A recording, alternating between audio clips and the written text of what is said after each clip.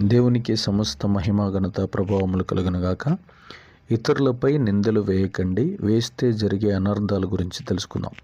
ప్రకటన గ్రంథం 12వ అధ్యాయం 10వ వచనం ప్రకారము, మరియు ఒక గొప్ప స్వరము పరలోకమందు ఇలాగు చెప్పుట వింటిని, రాత్రింబవళ్ళు మన దేవుని ఎదుట మన సహోదరుల మీద నేరము మోపువాడైన అపవాది పడద్రోయబడి ఉన్నాడు గనుక ఇప్పుడు రక్షణయు శక్తియు రాజ్యము మన దేవునిదాయను, ఇప్పుడు అధికారము ఆయన క్రీస్తునిదాయను అని రాయబడి ఉంది.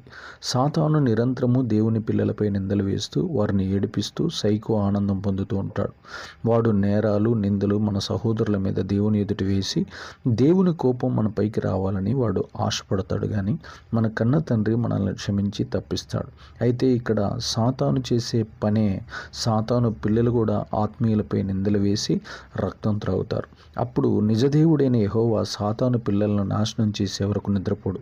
కొంతమంది క్రైస్తవులు కూడా నోటికి ఎంత వస్తే అంత అని ఇతరులను ఏడిపించి సాతాను రాజ్యాన్ని వెలుటకు వారసులవుతూ ఉంటారు. దానియేలుపై అనేక జ్ఞానుల సమూహం నిందలు వేసి సింహాలకు ఆహారంగా మారిపోయారు. అలాగనే షడ్రకు మెషకు అబేద్నెగోలను అబేద్నెగోలపై కల్దీయులు నిందలు వేసి అగ్నిలో వేయబోయి వారి కాలి బూడిదైపోయారు. యేసుక్రీస్తుపై నిందలు వేసిన అనేకులు శిలువ మరణం తర్వాత సిగ్గుపడ్డారు.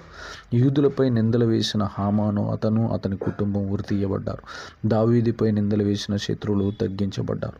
ఇతరులపై నిందలు వేయవారు అపవాది సంబంధులు. వారికి మనుషులందరితో సమాధానంగా ఉండటం తెలియదు. వారు క్రీస్తు మాట వినని మూర్ఖులు కాబట్టి వారు రెండవ మరణము తప్పించుకోలేరు. ఆమేన్.